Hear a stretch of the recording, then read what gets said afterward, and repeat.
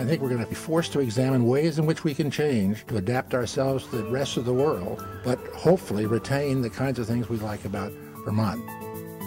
I really think we have to have very high education standards. What are we planning for? Is it ultimately people? Environmental issues are important to most Vermonters, just for different reasons.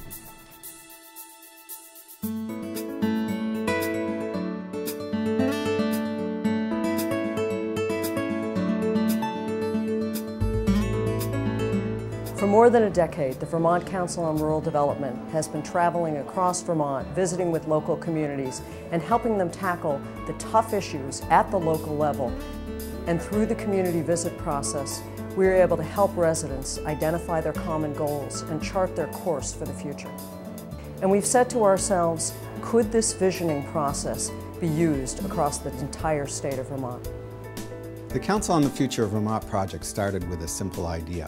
What do Vermonters want for their long-term future? Under the umbrella of the nonprofit, nonpartisan Vermont Council on Rural Development, the Council on the Future of Vermont devoted 18 months to an unprecedented and thorough process to answer that question. At significant moments in Vermont's history, similar efforts asked Vermonters to weigh in on the future. The questions engaged and united Vermonters, inspired leaders, and initiated practical statewide initiatives. Statewide conversations took place following the devastation of the 1927 flood, and again in the late 1960s, after the interstate highway brought big changes to the state. A generation later, in 1988, Governor Madeleine Kunin convened the Commission on Vermont's Future. These thorough explorations are a hallmark of the state of Vermont, and together these activities really present a unique viewpoint into the transitions we've taken as a state. Today, Vermont is facing many of the same challenges reflected in the reports as far back as 1930, but there are also new issues. The Vermont Council on Rural Development felt that the time had come to ask Vermonters again. Are there values, concerns, challenges that we all share? The Council on the Future of Vermont includes 15 Vermonters from across the state, ranging in age, backgrounds, and professional experiences.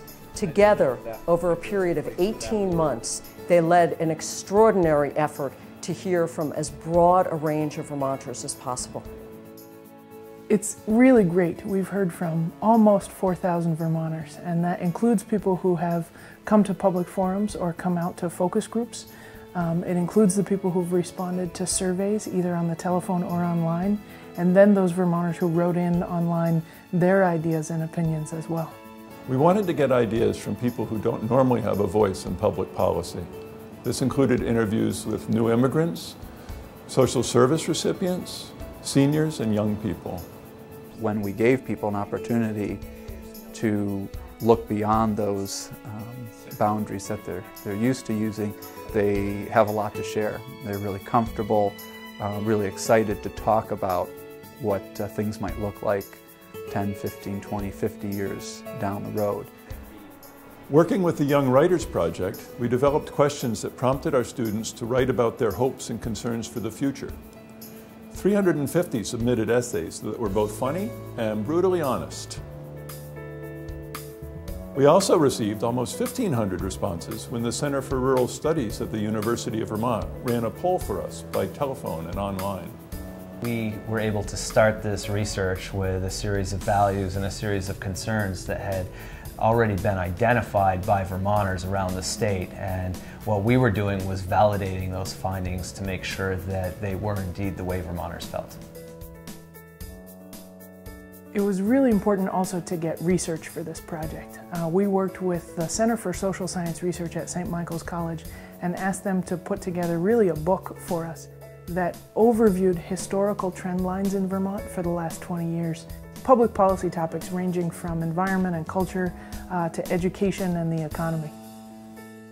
It's a very good snapshot, or maybe a sort of a moving picture that covers several decades of exactly what Vermont looked like at the turn of the millennium. The council members sifted through all of these inputs, looked at them individually with our various perspectives, and then agreed on a common interpretation to report back to the people of Vermont. The findings are extraordinary. Vermonters feel an overwhelming sense of pride and connection to this place. And it's especially interesting that they feel that way now in the face of some of perhaps the state's biggest challenges. I think that given a lot of the diversity in Vermont, just, rural, urban, young, old, it surprised me just how much more in common we have as Vermonters than divide us. Across the state, we heard many different opinions from both ends of the spectrum, and yet as we get to putting the pieces together, I think we find that oftentimes we're able to bridge the differences. The final report, called Imagining Vermont, Values and Vision for the Future, was released in April 2009. There are 3 parts to this book. Part 1 introduces the project, has the common values we heard, and briefly summarizes the major concerns and challenges. Part 2 has the Council's conclusions and reflections on the process. These are their best thoughts after 18 months of listening and are a call to action. And Part 3 is the in-depth content. The chapters are organized by subject area. It'll be really important for Vermonters to get involved and read the report and think about the recommendations that are going to be made and understand that there's work ahead for us all to do. The findings and the summit on the future of Vermont mark the culmination of this work. Stakeholders, state leaders, community leaders from across the state will gather to discuss what the findings mean and how we move forward. Who in Vermont might be positioned and interested in pushing these ideas forward, and how can they work with others to do that? The governor, legislators, and other key decision makers have the results of this process to use as they make decisions about priorities for the state. The VCRD will continue this conversation across the state of Vermont. We will share the findings and the excitement at the summit with every person in every community that we can possibly touch. Your voices and ideas, whether bold or reserved, have created this vision for Vermont.